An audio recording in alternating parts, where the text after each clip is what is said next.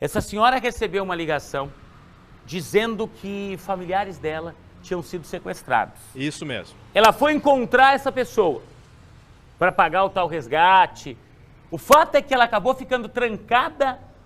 Olha isso, gente. Ela chegou a ficar trancada num quarto de hotel por várias horas, enquanto ela fazia transferências bancárias, enquanto ela cumpria todas as exigências dos bandidos. 28 mil reais para ser mais exato. Isso, é isso mesmo. Boa Juliano, tarde mais uma vez. boa tarde mais uma vez. Olha que história.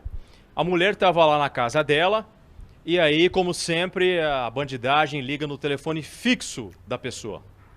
Tocou o telefone fixo da casa dela. Ela atendeu e o bandido logo disse que estava com o filho dela, tinha sequestrado, acabado de sequestrar o filho dela e que para encerrar com esse sequestro ia precisar de dinheiro, muito dinheiro. Só que uma coisa que chamou a atenção, Juliano, que não é tão comum assim, aconteceu com ela. Os bandidos disseram o seguinte: para a gente dar andamento à negociação, a gente precisa que a senhora saia de casa e vá para um lugar isolado, em que a senhora não tenha contato com ninguém, só com a gente, pelo telefone. E foi isso que aconteceu, Juliano. Ela acabou indo parar num quarto de hotel, onde ela ficou isolada durante praticamente o dia inteiro, negociando ali com os bandidos, negociando entre aspas, né? Sendo aterrorizada pelos bandidos que exigiam dinheiro dela para que não machucassem o filho dela e depois mais dinheiro para que liberassem o filho dela. Uma história absurda que tem acontecido com frequência, mas que mexeu com a vida desta família e aterrorizou uma senhora de 65 anos, Juliano. A história se repete dia após dia, né? Eu sei que você conversou com o delegado Edgar Soriani, tanto com relação a esse caso, quanto com relação a esses registros que são feitos, na maior parte dos casos, por familiares dessas vítimas. Porque você tem um outro aspecto, Lamartine. Às vezes, quem cai num golpe desse, seja do bilhete premiado, seja do falso sequestro, essa pessoa tem vergonha de contar para a família que caiu num golpe. Ela tem vergonha de contar para a família que foi enganada por esses bandidos. Porque a verdade é que estelionatário, ele entra na mente da pessoa e quando você vê, você está comprando areia no deserto. É isso mesmo. Ele consegue te convencer de algo que você nunca faria em sã consciência. Eu já entrevistei muitas dessas vítimas, tenho certeza que você também, Lamartine. Sim. E num determinado momento da entrevista, essa pessoa fala pra gente assim: até agora eu não entendo como é que eu caí nesse golpe, Juliano. Isso, eu já ouvi isso também, Juliano. Já ouvi Parece isso que também. na hora a pessoa ela é hipnotizada. É. Eles têm um dom que, se fosse usado pro bem, a pessoa estaria milionária. Mas eles querem usar pro lado do crime, né? Canaliza pro mal, né? Tem reportagem completa desse assunto, né? Completa, Juliano. Dentro dessa questão que você falou, eles operam no psicológico da pessoa, a ponto dela se ver tão desesperada que ela acaba acatando as ordens dos bandidos. Então vai lá, Diegão, balança agora. Este último caso foi registrado aqui, na zona leste de Londrina. De acordo com a polícia militar, a mulher de 65 anos estava em casa. Era um dia normal quando, de repente, tocou o telefone fixo dela.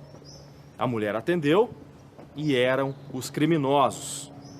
Eles diziam que tinham acabado de sequestrar o filho dela e que dariam orientações de como ela deveria proceder para que ele fosse libertado. A primeira orientação: a mulher deveria sair de casa e seguir para um local em que pudesse ficar isolada. A polícia diz que logo no começo da tarde, a mulher se trocou rapidamente e foi para um hotel que fica nas imediações da casa dela. Pelo celular, os bandidos mantinham contato com ela. O golpe estava em andamento. Segundo o boletim de ocorrência, a mulher ficou praticamente o dia inteiro trancada dentro do quarto do hotel, sozinha, sendo aterrorizada pelos criminosos nas ligações.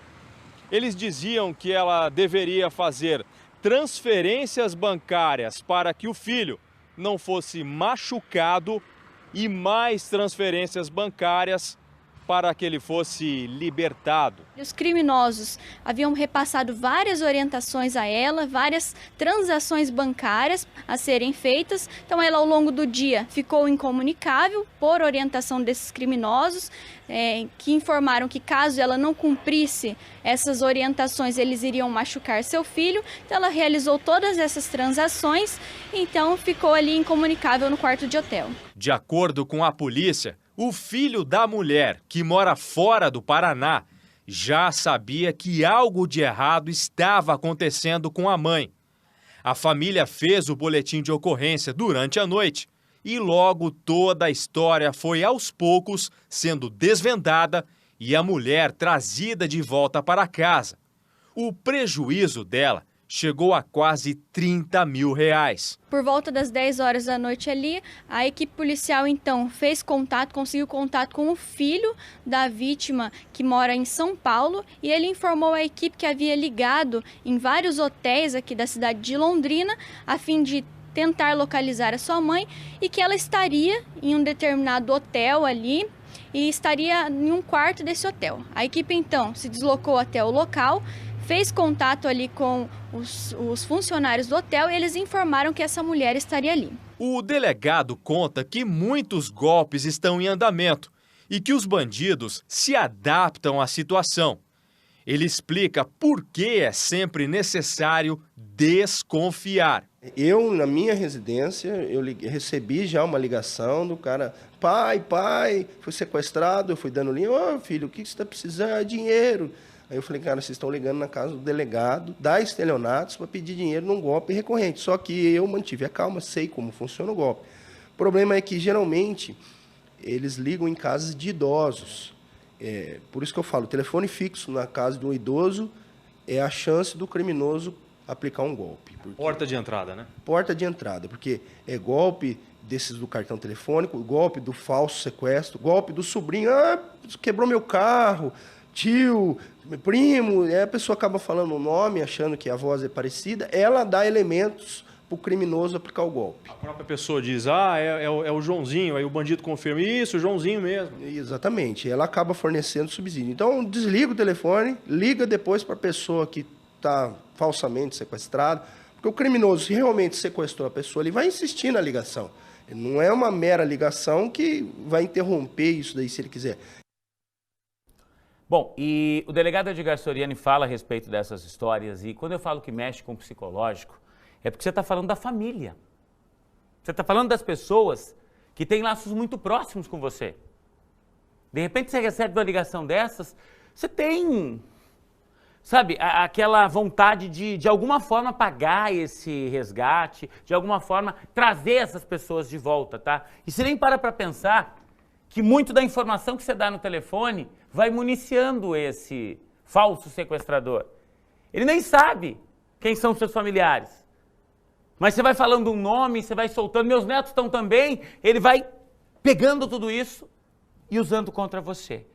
Eu quero te lembrar que semana passada, para ser mais exato, no dia 6 de janeiro, a gente teve uma morte aqui na nossa região. Você deve se lembrar, né?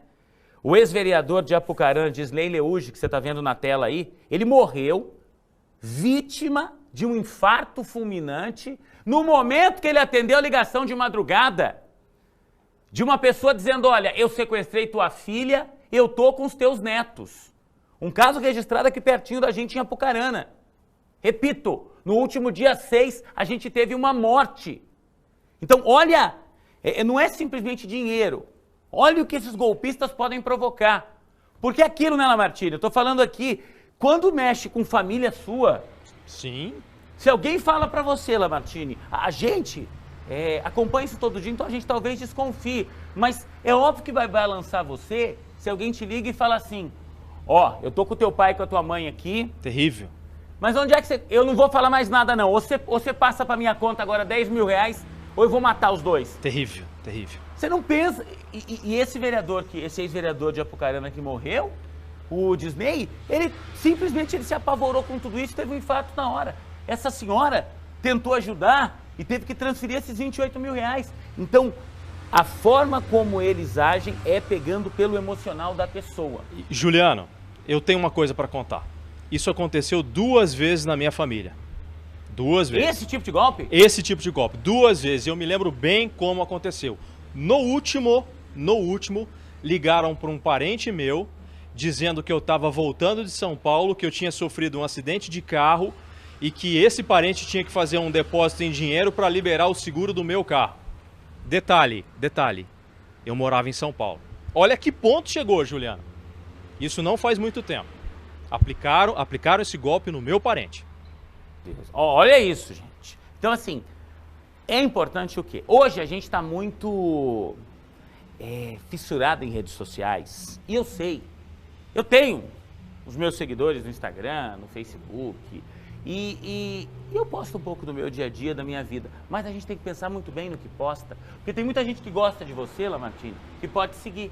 Sim. Mas tem muita gente que pode olhar suas redes sociais para descobrir, o Lamartine tem 2 irmãos. O Lamartine mora pertinho do Parque Arthur Thomas. Todo dia à tarde o Lamartine vai caminhar no Lago Igapó. Então, assim, você expõe ali a tua rotina, coisa que não acontecia no passado. Então, hoje é muito mais fácil alguém te ligar, Lamartine, e falar assim, olha, é o seguinte, a tua irmã Jerusa...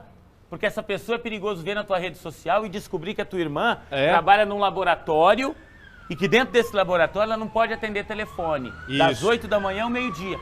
Aí a pessoa vai te ligar às 9 da manhã, você não vai conseguir falar com a tua irmã, vai achar que ela foi sequestrada de verdade, tá aplicado o golpe, tá? Então todo cuidado é pouco. E outro detalhe, Juliano, que inclusive vai ser explicado pelo delegado agora. Geralmente, esses criminosos aplicam esse tipo de golpe em pessoas mais velhas. E aí o que acontece? Eles ligam no telefone fixo, a pessoa atende. Aí, no desespero, ela acaba entregando o nome do parente. Fala, eu tô aqui com o teu sobrinho, ele tá aqui na minha mão, a gente vai fazer mal pra ele. Aí a pessoa fala assim, é o Gervásio. Aí, isso, ele chama Gervásio mesmo, entregou o nome. E aí desenvolve toda a história. Ô Lamartine, às vezes até na sensação de, eu vou machucar o seu sobrinho aqui. A pessoa fala assim, pelo amor de Deus, não faz nada com o Cimei. Isso. A pessoa, na ânsia de ajudar, ela fala o nome. Também, entregou, né? Entregou o nome. Porque eu tô com a tua filha aqui, não sei o quê. Não, a Lourdes, pelo amor de Deus, com a Lourdes não. É com a Lourdes mesmo. É a Lourdes tá aqui do meu lado. E aí, desculpa, tá nessa hora, é que eu tô te falando, se esse povo usasse pro bem essa capacidade que eles têm de pegar informação, de ter raciocínio rápido, eles estariam milionários. Mas eles preferem o lado errado da vida. E tem outra coisa, Juliano. Sabe quando a gente atende o telefone e fala assim, a pessoa, quem tá falando? Você fala, é o Juliano. Nunca fale o seu nome, você tem que perguntar, quer falar com quem? Senão você já entregou o seu nome, é outro dado para a pessoa. Exatamente. São coisas que, Lamartine, às vezes são coisas da nossa rotina, que a gente faz no dia a dia, mas que vão servindo de munição para a bandidagem. Isso mesmo. Vamos fazer o seguinte? Vamos ouvir agora, então, o delegado Edgar Soriani? Ele falou a respeito desses golpes e daquele alerta, tá? Principalmente para as pessoas com um pouco mais de idade. 12h31. Nós temos um padrão que sempre se repete. Semanalmente, o golpe do bilhete premiado, em que a pessoa, passando-se por humilde, fala que vão dar um valor para elas, que ela tem um documento, depois descobre-se com a ajuda de terceiros que esse documento é premiado, é um bilhete, enfim, promete horrores à vítima e ela acaba sendo ludibriada e perde vultuosas quantias em dinheiro envolvida na promessa de recompensa se auxiliar esse suposto indivíduo. Geralmente são quadrilhas de fora de Londrina que vêm até aqui, principalmente São Paulo e Rio Grande do Sul, para aplicar esse tipo de golpe. Com o verão chegando, já chegou, temos também o golpe das casas de veraneio. A pessoa entra, procura, paga e depois ela descobre que o criminoso replicou um anúncio de uma casa com um valor superior, ele pôs um valor menor para chamar a atenção, e ela acaba pagando o aluguel da casa para a pessoa errada. Então tem que se desconfiar do valor, tem que fazer todas as pesquisas, procurar se alguém já tem alguma reclamação recorrente. Então tem que fazer uma triagem muito bem feita para não acabar caindo no golpe. Tem também o golpe do banco que a gente fala, que vai um motoboy buscar o cartão que supostamente está clonado da vítima. O banco, em hipótese alguma, vai na sua casa buscar o seu cartão. No máximo, ele manda uma mensagem, nem liga para falar que o seu cartão está clonado. Ele manda uma mensagem para falar que houve compras, nem se está clonado ou não. Então, a pessoa tem que ficar atenta a esse tipo de golpe. E geralmente também tem a compra de veículos, que é o mais recorrente, que é em que um terceiro, que está preso dentro de alguma penitenciária do país, replica o anúncio da vítima, entra em contato com ela, fala que ele é um doutor, que ele é um advogado, que é um médico, que ele não pode falar em valores com a outra pessoa. Se houver essa frase, que ele tem uma dívida para receber e vai dar um carro, e que não é para falar em valores, é golpe. Eles têm aplicado muito esse tipo de golpe, onde o indivíduo que não é dono do carro acaba intermediando uma negociação entre duas pessoas, dá o golpe nas duas e acaba ficando com o dinheiro do carro pela venda, e isso dá um transtorno imenso, porque a conta para depósito é de fora do Estado, nós não temos como averiguar isso, e acaba ficando impune, e a vítima sem o dinheiro e a outra sem o carro. Então, é um caso muito complexo que tem que ser analisado. Você tem que conversar francamente com a pessoa que está vendendo, que está comprando. Não compre produtos abaixo do valor de mercado, não existe milagre. A pessoa pode estar precisando, só que ela não vai desfazer do seu bem por um valor muito inferior ao que ele vale. Então, as pessoas têm que tomar certos cuidados, porque depois que o dinheiro saiu da sua esfera de vigilância, nós nunca mais recuperamos essa quantia. É o delegado responsável pela investigação desse tipo de crime na nossa região dizendo, tá? Não adianta ele fazer aqui falsas promessas. Olha, que a gente vai recuperar o dinheiro. Não. Não vai. Então, pelo amor de Deus, não acredita em milagre. Uma pessoa que nunca te viu na vida não vai olhar para você e te dar um prêmio milionário da loteria em troca das economias que você tem. Não vai. Por mais que essa pessoa pareça, ai, mas tinha cara de santo. Hoje em dia, a gente está cansado de ver na TV, tem bandido de terno e gravata. Então, não acredite em esmola. Não acredite nessa história de alguém de bom coração que quer mudar a tua vida. Para, gente. E esse golpe é aplicado em tantas outras coisas, né? Marcelo estava dizendo aqui que usaram da boa-fé do filho dele lá e aplicaram um golpe na venda de uma moto por esses aplicativos. E é isso, tá? Tá cheio de gente que vai comprar moto, vai comprar veículo e faz o depósito da primeira parte vendo uma foto. Sem ver de perto a moto, sem sentar nela, sem pegar o veículo. Então, não acredite nessas coisas, porque ó, eles vão buscar, de um jeito ou de outro, o teu sagrado e suado dinheirinho, tá?